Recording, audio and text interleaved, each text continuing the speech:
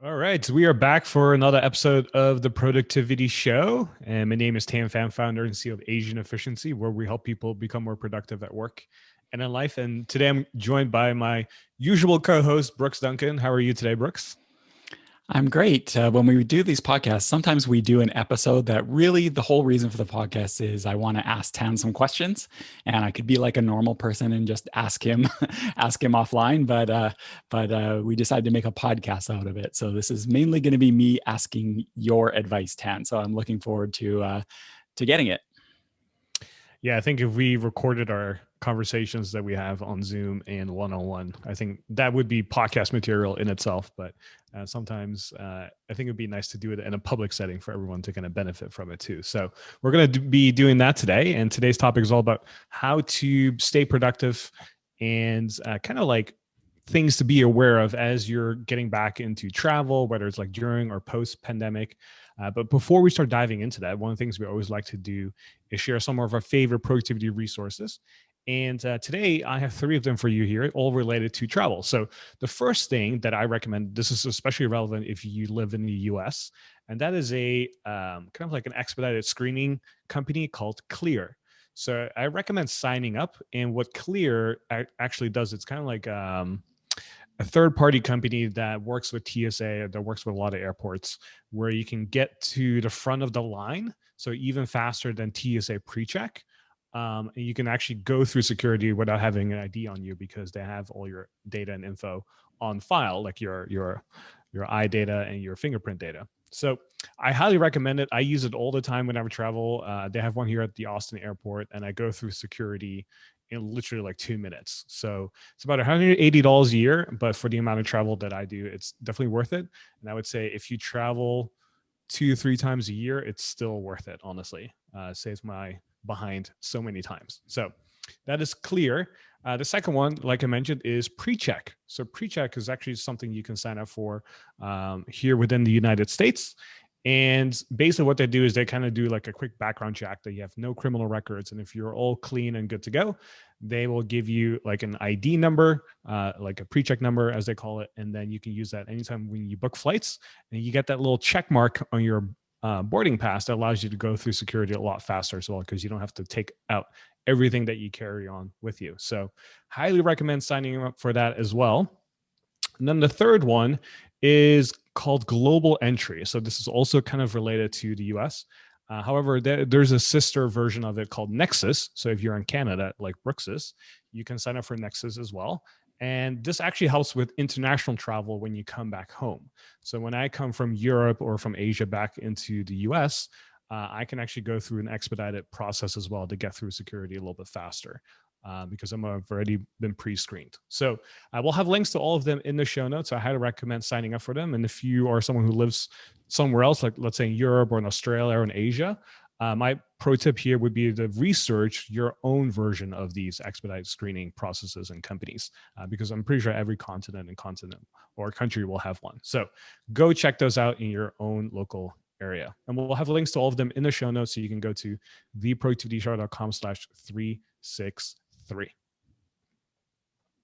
So Brooks, as we're going to be talking about travel today, who is this episode really relevant to?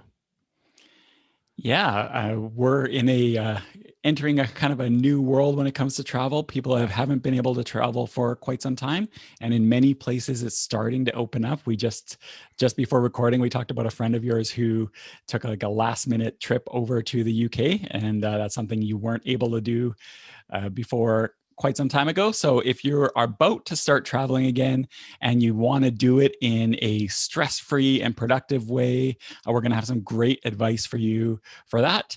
If you're already traveling again, maybe you're struggling to get back to your old travel routines, your pre-pandemic travel routines. Hopefully we'll be able to help you with that as well. And maybe you're not traveling anytime soon. Maybe you're not quite in that place yet. Totally understandable, but maybe you want some tips to be ready for when you are. And so we're going to give you some best practices and tips for that as well. And like Tan said, next week we're going to be talking about habit stacking. So combining things that you want to do with things that you're already doing. So we're really looking forward to doing that episode next week as well. Now, the kind of we've been thinking about doing a travel episode for a while. Like I said, I had questions for Tan, so that's what created this episode. But what kind of crystallized it is one of our TPS Plus and Dojo members, Alice Ferris, who's here on the live stream, asked us a great question because we record these podcast episodes live in front of our TPS Plus and Dojo members, and she recently traveled for her first conference since the before times. And my wife is in this situation too. She just found out today, actually, that a trade show that she thought was going to be canceled is now back in Germany, is now back on. So she's all of a sudden getting ready to travel to Germany soon. So she's kind of wrapping her head around that. But what Alice says is she found it challenging because it's like a light switch has flipped for a lot of people. You know, we're in this new normal, as people say, but it's kind of masquerading as the old normal. A lot of organizations and things are kind of pretending that things are back to normal, but when we go to actually do it, it is quite different. And she said, I really had trouble bringing my routines with me and now adjusting back into my routines. So what she said is she'd love to hear our thoughts on bringing routines with us and readjusting now that things are kind of changed, frankly. So I have a question for you, Tan. We're going to be diving into specific tips about travel now as we go through this episode, but what are your thoughts on this? I know you've been traveling quite a bit over the past year. Have you had any challenges going back to your old routines? Are things kind of like back to normal, or are there things we need to adjust to? I think the thing to take into consideration here is if you had a routine and you haven't done it in a while, you start to realize that once you start to pick it back up again, it takes a little bit of time and energy to kind of get it back to where it used to be, right? Just like if you haven't exercised in a really long time and all of a sudden you want to start exercising again and trying to make it a habit, that first few times you do it, you kind of not fully in the swing of things, right? And it's the same thing when you start traveling again. You have specific travel routines and things that you do.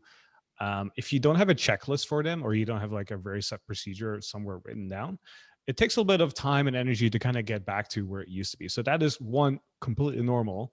And two, if you are in that situation or you expect to find yourself in that situation, one thing that really helps is kind of pre-planning for it ahead of time and say, okay, I used to have a very set morning routine when I was traveling. However, I kind of forgot what it was. Let me create a list real quick. So I know when I'm traveling, maybe next week or in 2 weeks from now, or even a few months from now, I know kind of what to do. So I don't, freak out or disappoint myself. And the worst time to figure things out is when you're under duress or quote unquote stress, right? So we want to avoid that by pre-planning ahead of time. So if you haven't found yourself in that situation in a real long time, just expect that to be the case where things are going to be a little bit slower and it's going to be a little bit of an adjustment. And I would say, yes, we are kind of like in a new world in that sense. Just like, when 9/11 happens, like the course of travel and how we do things changed a little bit, right? And that has been the case and a little bit true now as well as we're going through airports and traveling again, what those procedures kind of look like. But I would say it's relatively minor though. It's just when it comes to the routine aspect, it's just more the aspect of you haven't done it in a while. That's okay. The more you do it, the more in the swing of things you'll get back into. All right. So we have, I say we, but really it's you, have 3 tips for doing productive travel in this new normal. So yeah, why don't you hit us up with the first tip that those of us who haven't quite started traveling yet can start hitting the ground running. Yeah. So, tip number one is to reset your expectations. So, if you haven't traveled in a really long time, I highly recommend you kind of reset your expectations of what travel is and what it looked like for you in the past, because it is going to be slightly different going forward. So, to kind of give you some context, when the pandemic hits, the first 2 or 3 months, I was like quarantining very, very strictly. I was like inside the whole time, didn't talk to anyone, didn't see anyone, right? Wasn't sure what to expect. And then as like things start to slowly open up, and I will say living in Texas or in Austin specifically, they've been very progressive in that sense in terms of like opening things up very quickly and so on. I was able to kind of like get a taste of quote unquote freedom and have the ability to travel and so on. And I have a lot of people who work in the travel industry that I personally know, both at the Austin airport and other airports as well. And they kind of shared some data and interesting insights that I had access to that I can't necessarily publicly share. But basically, it gave me a lot of confidence to say that one, traveling is okay. Um, and two, that this is a very unique opportunity in the world right now because a lot of places aren't fully open or a lot of people are going somewhere. So imagine going to Rome right now to the Vatican where there used to be, a 3 hour line and now there's maybe like a 2 minute line, right? Like that's a very unique opportunity. So I was like, you know what? I'm young, healthy, and fit. Maybe I should take advantage of this. So I started traveling a lot. And when it comes to my expectations now, I had to kind of reset them because things were different, right? So, for example, if you're wanting to travel by renting a car or a van or some sort of vehicle, right now there's a lot of shortages because everyone wants to do something very similar, right? So, renting an RV is nearly impossible. Buying an RV is nearly impossible as well. So, you will probably end up buying or paying a premium price for these vehicles. So that's something you want to take into consideration. I see this happening for the next probably year or year and a half or so. There's just a shortages of rentals. So that's something you want to take into consideration. Also, the days of low prices for airfare are gone. Like prices are going back up now. I was just looking at prices last night because I'm going to Europe relatively soon. And I've actually ended up booking a flight with my friend. And prices were like way higher than what they used to be before. I would say they're kind of like equivalent to what they used to be pre-pandemic. So don't expect airfare or travel to be cheap. It's definitely going back into the days of pre-COVID. Also, airports are getting really crowded now. I was just at Atlanta Airport like a few days ago, which is the busiest airport in the world. And let me tell you, it was really busy. So this is a quick Atlanta airport hack. If you travel domestically and you have nothing to check in, the thing you should do is go to the international terminal and go through security there. Because even if you go to the terminal where you're supposed to go, where your airline is, you still have to take the train to get to your destination in terms of where your gate is, right? But with Atlanta, most of the international flights are at nights. The only daytime flights that they have are to the islands. And so it's really relaxed and calm. There's almost no people there. And so you can go through security very quickly. They have pre-check and clear and so on. So that's a little bit of an Atlanta hack. Wasn't ready to share that, but if anyone can benefit from it, I hope that works for you. Another thing to kind of reset your expectations around is if you're uncomfortable being around big crowds, I would definitely avoid airports. And this goes to what I was just saying earlier. It is really busy at airports right now, and wait times for check-in lines and so on are back to what it used to be. Also, with the whole social distancing, I will say not everyone follows that, right? So even if the airline recommends like to keep 6 feet apart, I will tell you not everyone will follow that guideline. Even though I try to, not everyone will. So if you get easily irritated by stuff like that, definitely avoid airports because not everyone will do that, right? So it's kind of like right now, like if you're traveling, like you're going to be okay being around other people. That's kind of the mindset that I'm taking away as I'm like traveling and navigating the world. So that's something to take in consideration. The other thing is, with the whole mask policies, like some places require it, some places don't, right? But when you're on public transportation, you definitely have to wear it, which is now a federal mandate as we're recording this. So do expect to wear it on the plane the whole time, except when you're actively eating and drinking. So that's something that you should think about as well. So if the idea of like wearing a mask for a really long time makes you uncomfortable for whatever reason, consider that in your travel planning, right? Because you will have to be wearing the whole time. Or as the flight attendant on Southwest recently said, there's no such thing as actively eating and drinking for 2 or 3 hours. Like, so just keep that in mind as you're doing that. I have a lot more stuff here, but any questions from your end, Brooks? Well, I think I think the pricing thing is interesting because we had some questions about this in the live stream chat. I think people who haven't been traveling, and this definitely depends on where in the world you live, of course.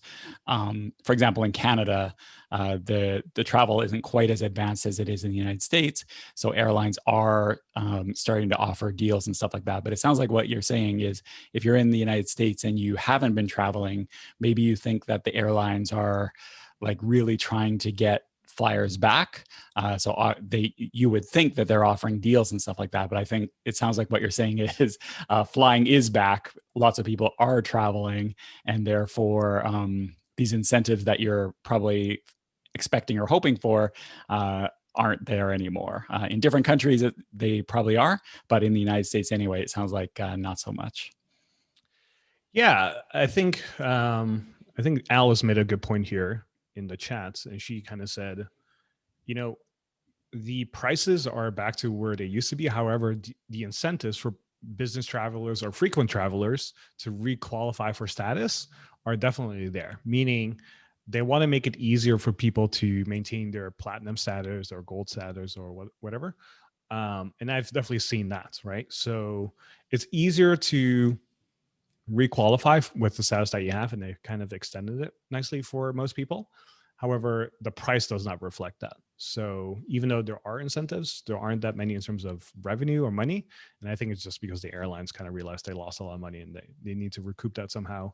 But people are willing to pay for it because the airlines are very busy. Flights are always full. Early days, I definitely noticed like flights to Florida were always full because Florida was one of the early states that kind of allowed everything to be open. And then flights to Chicago, for example, were like completely empty because Illinois had like other restrictions, right? And so now, and this is going back to vaccination rates and stuff, right? So if you're listening to this right now, the vaccination rate is relatively low in your country or location. You're kind of like listening to us in the future because vaccinations rates here in Canada and the US are relatively high.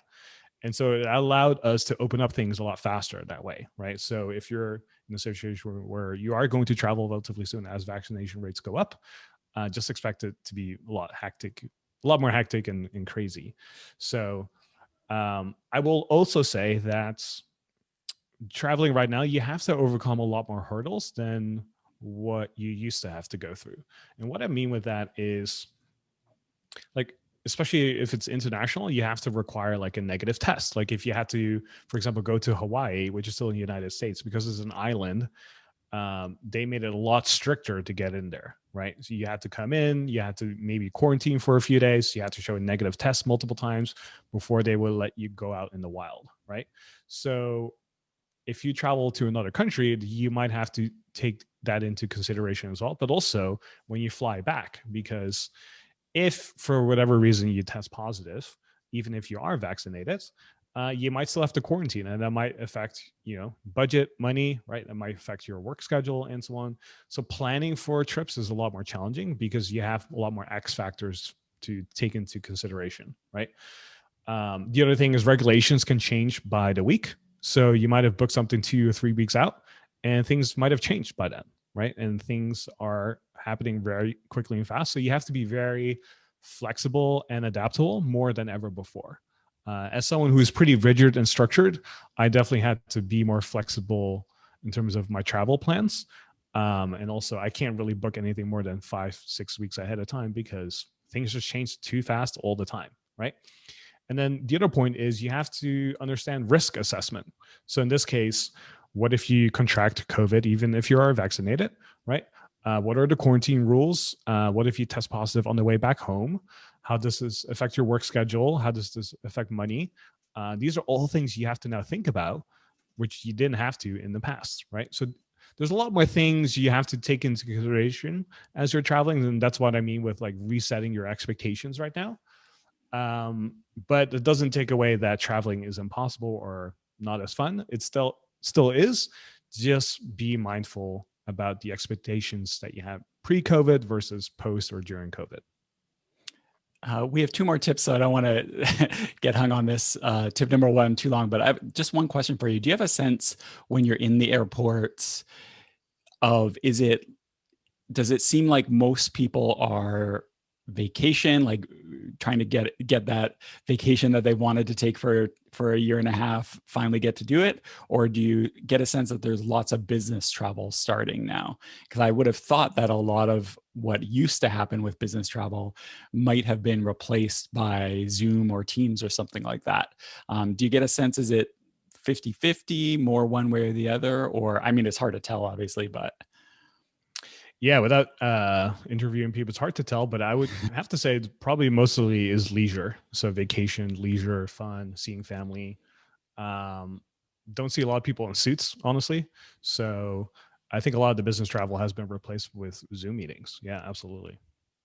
yeah, way back in the day, one time I flew from Vancouver to New York for an hour and a half meeting. I don't think that's going to be happening anymore. All right, so that's tip number one. So yeah, why don't you hit us with tip number two? What's the next thing people should expect, and how should they handle it? Yeah. So tip number two is to expect your first few trips to be a little bit more anxious than normal. So I want you to be more prepared in this case when you are going to be traveling again, because there are a lot of things that are new and different. So how you check in, it's a lot more touchless now. The volume of people, the social distancing or the lack thereof. Whether people follow rules or not, service on the plane is limited because you're not allowed to have alcohol right now on airplanes. So, you know, whatever coping mechanism you have for dealing with anxiety or stress, um, I would just pay more careful attention to that as you're traveling right now. So, some couple tips to kind of help you with this. One is definitely if you have a meditation habit, keep that going. And I know if you have been quarantining for a long time and then all of a sudden start traveling, you see a lot of people, it can feel really anxious, right? So definitely up the meditation if you can. So whether it is meditation before you go to the airport, meditation at the airport, listening to some meditative tracks while you're at the airport, like all these things can definitely help. Right. And if you want to learn more about meditation, go check out TPS210. So that's an episode we've done. This is a little bit more advanced, but if you have an Apollo Neuro, which is a wearable, which I actually am wearing right now, and I know Al's had one as well. Um, so the Apollo Neuro is designed to essentially change your mood on the spot, and it does it through auditory vibrations. So this thing will actually vibrate in a certain frequency, in a certain pattern to elicit a certain mood in your body.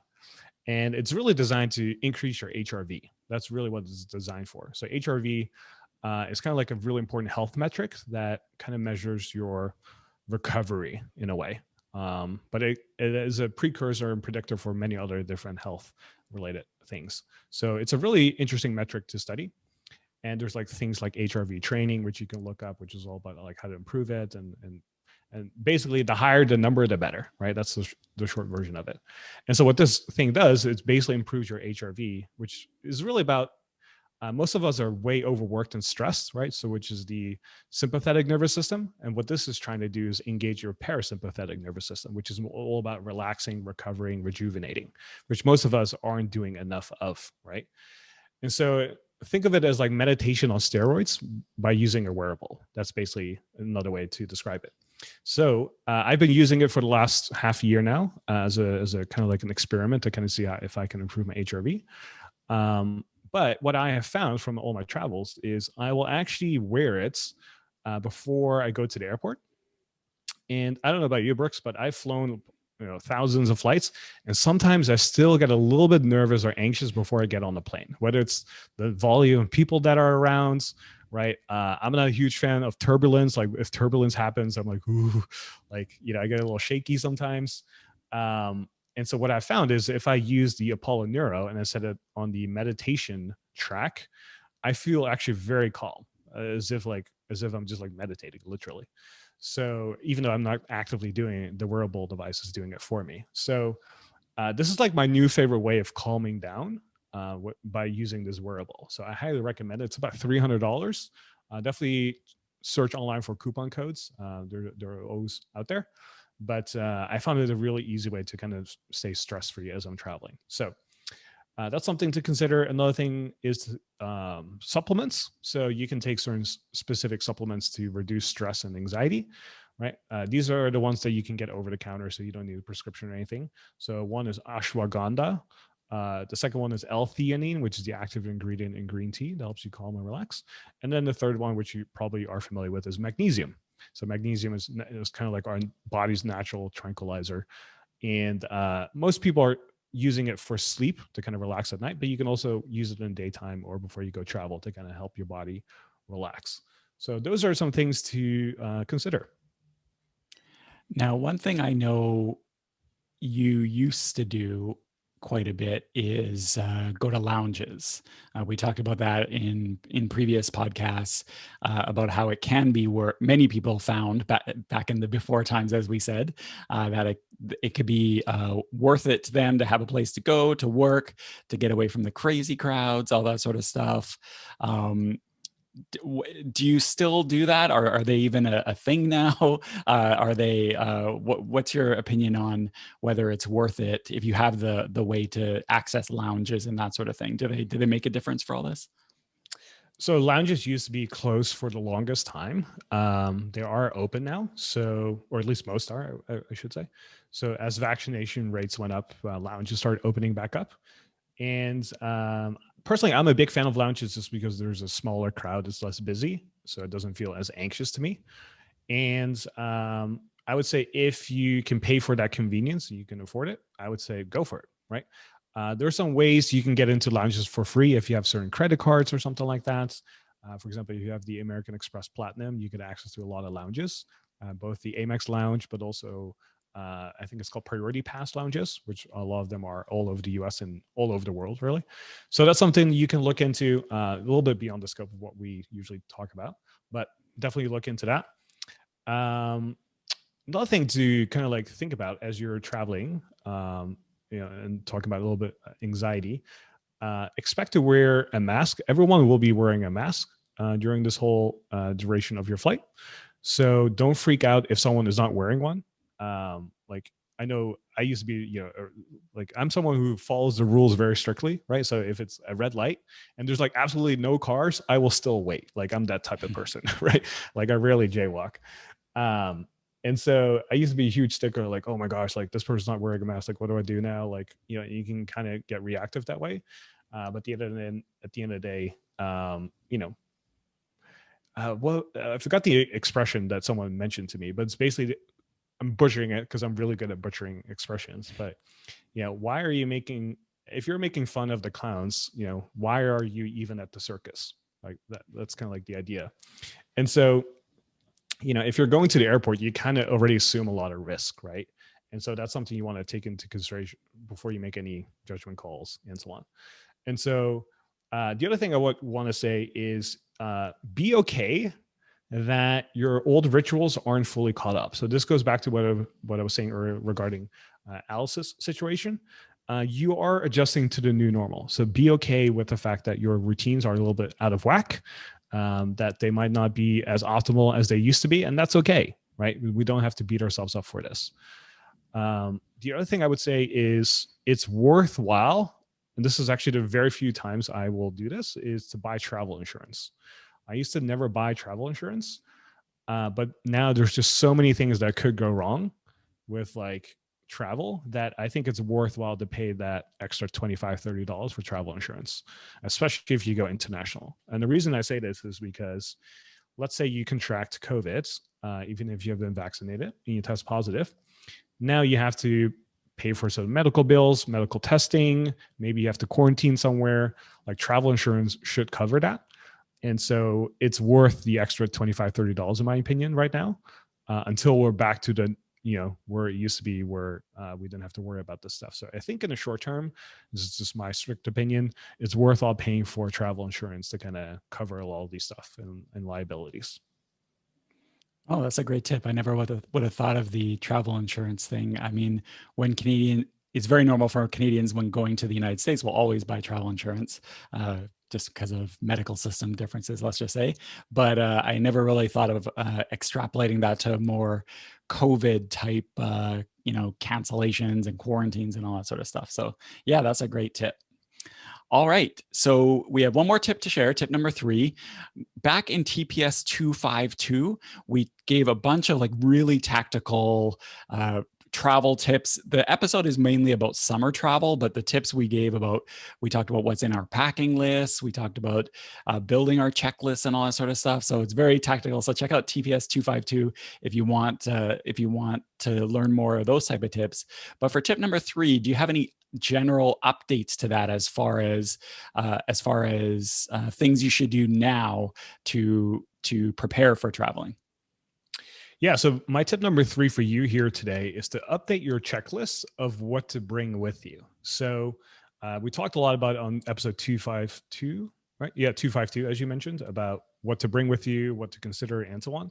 So that still is valid, right? So if you don't even have a checklist of what to bring with you, go check out that episode. We share kind of like all the things that we bring with us, all the gear, all the tools, all the accessories, that make your travel a little bit more fun and more productive and efficient. So go check out that episode. So I won't repeat everything there. Just go to theproductivityshow.com/252 and you'll find everything there. So aside from all of that stuff, like the clothes, the accessories, chargers, toiletries, and so on, here's some other things that I recommend that you bring with you. One is if you have a Chromecast, a Fire Stick, or a Roku, bring it with you. This is like one of my new favorite travel hacks right now because I've stayed in a lot of different hotels. I have globalist status with Hyatt, which is the highest tier. And a lot of hotels, whether you're staying at a Hyatt property or not, or even Airbnbs, you can oftentimes use the TV. But the problem that everyone runs into is like if you want to watch Netflix and you want to log into your accounts, and if you're like us, where you have like an extremely difficult password, right, with uppercase, lowercase, different characters, different numbers, it is such a pain to type that in every single time with a remote, right? If you then also want to log into Amazon Video and then like your YouTube, like it is a nightmare, right? And so the key here is if you have a Fire Stick or a Chromecast or a Roku, right? It's like usually it's like a USB device that you connect to your TV, and then it can connect to the internet and then stream all your stuff. The beautiful thing is once you hook it up to the TV, you're automatically logged into your accounts already. So you can immediately start enjoying and consuming your own content. So you don't have to log in again and worry about that sort of stuff. So this has saved me so much time that I now is something I always check for before I leave for anywhere, that I want to make sure. I personally have a Fire Stick just because it was cheap. Amazon had a really good deal. I was like, let me just try it out, and I'm very happy with it so far. So, um, so that's something you want to consider. The other thing is hand sanitizer, right? So all of us have gotten used to using that now. At least here in the US, you're allowed to bring hand sanitizer with you as an additional liquid outside of your toiletry bag. So you can bring a real small one with you outside of your bag and go through security, no problem. So it doesn't count as a 311 liquid, as they call it. You can carry it as an additional liquid with you. So that's something to consider. The other thing I would recommend is bring multiple masks. So whether it's disposable, things that you can hand wash, like bring multiple of them and put them in different pockets. So like one in your jacket, one in your purse, one in your suitcase, one in your carry-on, one in your backpack, so that if you happen to lose it, you'll have an extra one somewhere available, accessible to you. If you happen to lose it at the airport, most airlines at the check-in gate will have extra masks. So don't worry. You can quickly just go up to them and say, hey, do you have any additional masks? And they're happy to give you some. Because I've talked to a bunch of GMs at airports and they'll say like they have to have thousands of masks with them so that they can help passengers get on board. So it's in their best interest to make sure you have one. So if you lose it, don't worry about it. Just ask. And then the last thing is this is brand new. And this is just related to what we're going through right now, is a vaccine passport or some sort of vaccine record. So if you have been vaccinated, you usually get some sort of proof that you've been vaccinated, right? Like a paper or a laminated thing. In the EU, they have like a passport that they kind of try to roll out right now across the EU. So if you're in that area, go check that out. Here in the US, they give you like a paper trail of showing proof that you have been vaccinated. And I think they do the same thing in Canada. Is that right? Yeah, at least in my province, you get a little card. Exactly. Yeah. Yeah. So take that with you also recommend making a digital copy of it, right? So use a scanner app on your phone or something, have a PDF version ready to go, store it in Evernote or store it in 1Password so you have access to it, so that if you are going somewhere and they ask you for it, if you don't have to have the paper with you, at least you can show some sort of digital copy that they can look at, right? So it could prevent a lot of problems and challenges like being quarantined or having to take an additional test and so on, right? So this is the new thing that I think everyone should really pay closely attention to. It's like have some sort of copy of your vaccination record, ideally on your phone with you. Especially if you travel abroad and you don't have internet access, like make sure you have an offline copy available somewhere. Yeah. So one thing I'll say about the checklists is, and we've talked about checklists before, and it's really, really important, aside from adding these new things, which I think are all super great tips, is to review your checklist, because chances are things have changed in the year plus that maybe since you've last traveled. There might be things that don't make sense anymore, might be things to add, and really important to get back in the habit of using that checklist. Because if you traveled frequently before, you might have been able to get by without it because it was just like all muscle memory, or you had it ready to go. But one thing my wife and I have found just from like local trips, not even flying anywhere, is we were just shocked at the things we forgot that were so obvious. But when you're just rushing to get ready, you forget. So take time now, even if you're not traveling soon, take time now to review your checklist, update whatever it is. Maybe you need a new type of charger, like maybe you had micro USB before, but now you need USB-C, like all that type of stuff. Make sure to do it now so that you're not scrambling when it is time to travel. Yeah, and I would say that is the main action step that people should be taking today is like update that checklist that you have. And if you don't have one, make one right now. Make it really fun. Create one. Whatever you need to bring. It could also be medication, like go listen to episode 252. We talk about that extensively. So this is just a tip of the iceberg. But the main thing now with the new world, as we may call it, is just making sure you have vaccination records with you, because that's probably the most important thing you can bring with you, aside from your passport and ID and so on. So next week's episode is all about habit stacking. So if you want to learn how to pick up multiple habits at the same time and also make them a little bit more consistent, you definitely want to make sure you check out that episode that is coming out next week. And everything that we talked about today can be found in the show notes. So just go to theproductivityshow.com/363. And thank you for being with us here today. And we'll see you next Productive Monday.